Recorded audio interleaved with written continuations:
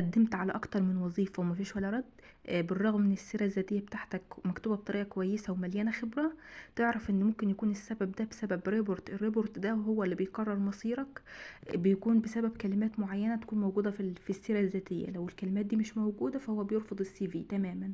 طيب ايه هو الريبورت ده، وايه هي الكلمات دي، وازاي اكتب سي في كويس بحيث ان هو يعدي النظام ده ويوصل لمسؤول الاتش ار او مسؤول التوظيف؟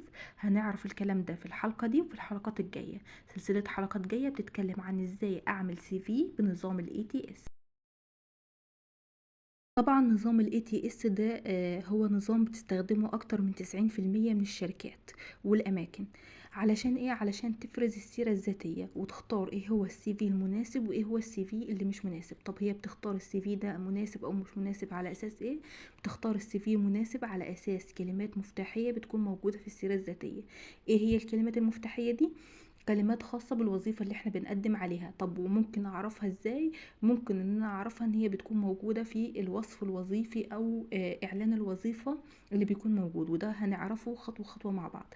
بس اهم حاجة ان احنا نعرف ان هو بيرفض السيرة الذاتية بناء على ايه؟ بناء على الكلمات المفتاحية.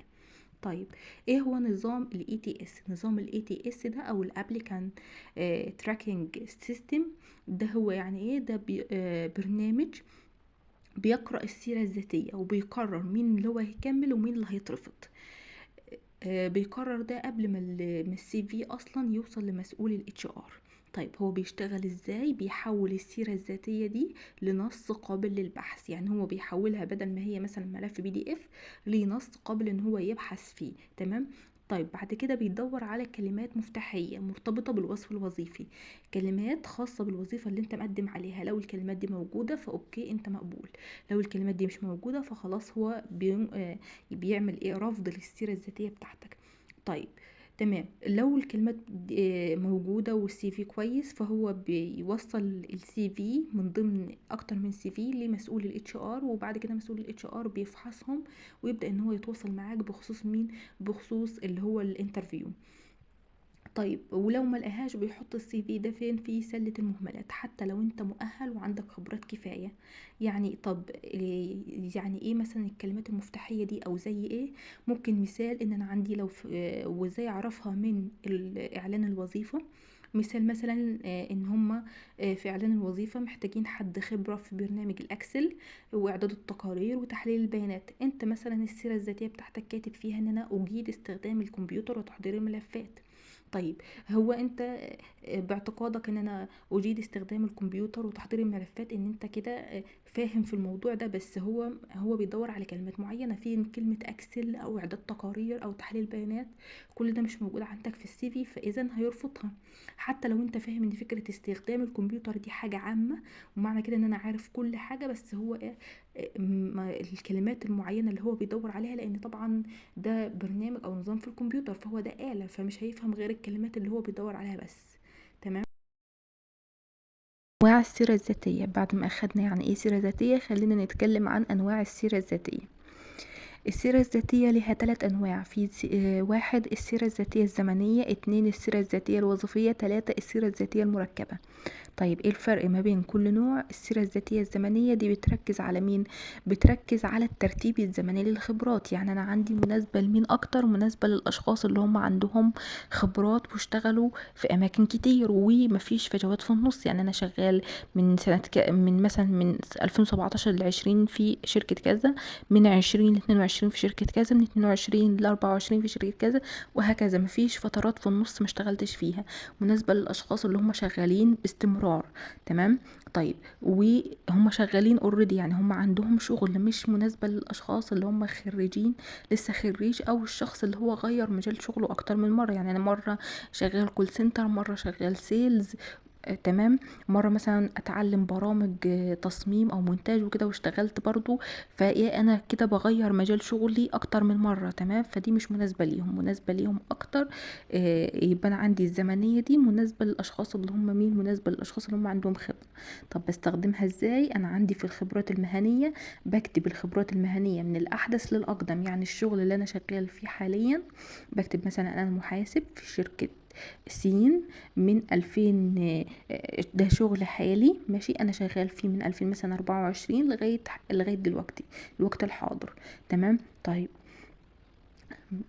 تمام. السيرة الذاتية الوظيفية مالها؟ السيرة الذاتية الوظيفية دي بتركز على مين؟ بتركز على المهارات. يعني أنا دي مناسبة لمين أكتر؟ مناسبة للخريجين أو الأشخاص اللي هم بيغيروا مجال شغلهم أكتر من مرة. إزاي؟ يعني أنا مثلا شخص خريج ما اشتغلتش في مكان قبل كده، فانا مناسبه بالنسبه لي. ازاي؟ ان انا هركز على مهاراتي. انا عندي مهاره مثلا، مهارات سوفت سكيلز، عندي مهارات في التصميم في المونتاج، عندي مهارات مثلا في مجال الاتش ار وهكذا. تمام. بتركز على المهاره، يعني أنا اهم حاجه ان انا اكون فاهم في المجال اللي انا هكتب عنه او هكتب في خبراتي فيه، يعني ده كمهاره وانا فاهم فيها فعلا. تمام. مش تحت شرط ان انا اكون اشتغلت فعلا، فانا هكتب بس في المهارات بتاعتي. عندي مهارات في التصميم، عندي مهارات في المونتاج، عندي مهارات مثلا في مجال الاتش ار في الكول سنتر وهكذا. تمام. مش شرط ان انا اكتب فيها الاماكن اللي انا اشتغلت فيها. تمام. ومش شرط ان انا يكون فيها تواريخ، انا بس بهتم فيها بالمهارة. طيب السيرة الذاتية تالت نوع، السيرة الذاتية المركبة. دي بتهتم بإيه؟ أو دي تدمج ما بين الاتنين. يعني أنا شخص مثلا عندي مهارة وفي نفس الوقت مش أنا اشتغلت في مكان، يعني مثلا عندي مهارات مثلا في التصميم واشتغلت في شركة كذا، عندي مهارات في المونتاج واشتغلت في شركة كذا. آه، يبقى انا عندي مهارة او عندي حاجة انا فعلا فاهمها وعارف فيها وفاهمها كويس، وفي نفس الوقت انا شغال في اماكن، يعني شغال فعلا. فانا بكتب ايه؟ انا طبعا بكتب المسمى الوظيفي بتاعي انا ايه، وشغال في شركة ايه، ومن سنة كذا لسنة كذا. تمام. وبرضو ايا كان اي نوع فيهم، سواء كان المركبة او الزمنية، لان هم بيعتمدوا على التواريخ، فانا بكتب من الأحدث للأقدم. يعني الشغل اللي أنا فيه دلوقتي الشغل الحالي، وبعد كده في الأسفل الشغل السابق السنين اللي فاتت. أخطاء شائعة. الأخطاء زي إيه؟ الأخطاء الشائعة اللي احنا بنشوفها في أغلب السير الذاتية، ان يكون ان انا اكون بستخدم تصميمات مزخرفه او جداول. يعني ان انا الاقي ان السي في فيه الوان واشكال، في مثلا الايقونات رمز التليفون مثلا لرقم التواصل، ايقونه العنوان وكده، ان يكون مثلا بيانات التواصل محطوطه في جدول. كل دي السي في مش بيعرف ان هو يقراها، ومش بيعرف ان هو يقراها اصلا.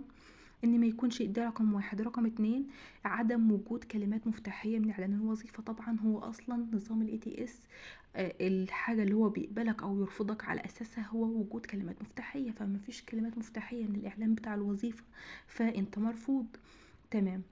وبرضو وجود كلمات مفتاحية بيكون يعني برضو مش قبول. لو مش كل الكلمات المفتاحية او مش كل المهارات اللي موجودة في الكلمات المفتاحية موجودة عندك، فهو بيقيمك وبيديك تقييم، يعني مثلا 50 60 70، والاعلى في التقييم هو اللي بيرفعهم لمين؟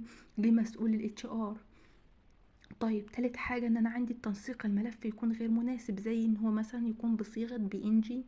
المفروض ان السي في يكون بصيغة بي دي اف او وورد، والافضل بي دي اف. رابع حاجة، ان انت تكون عامل سيرة ذاتية عامة لكل الوظائف. المفروض ان انا عندي كل وظيفة يكون ليها سي في مناسب ليها. طيب امثلة على الاخطاء اللي احنا بنشوفها برضو، ان انا اكتب انا شخص طموح واحب العمل تحت ضغط، او عملت في كذا شركة ومهاراتي كثيرة.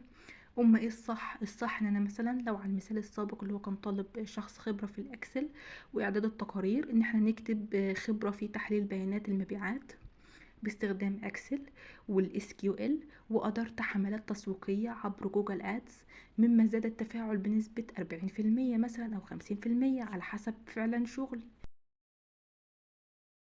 في الحلقة الجاية ان شاء الله هنبدأ مع بعض اول خطوة، هنفهم ازاي نكتب هيكل اساسي للسيرة الذاتية، وازاي نفرق ما بين السي في اللي بينجح الناجح اللي هو بيعدي نظام الاي تي اس، والسي في اللي يخلي او السي في الغير مناسب اللي بيخلي نظام الاي تي اس يرفضك، ويعني ان هو تكون شخص غير مقبول او مرفوض.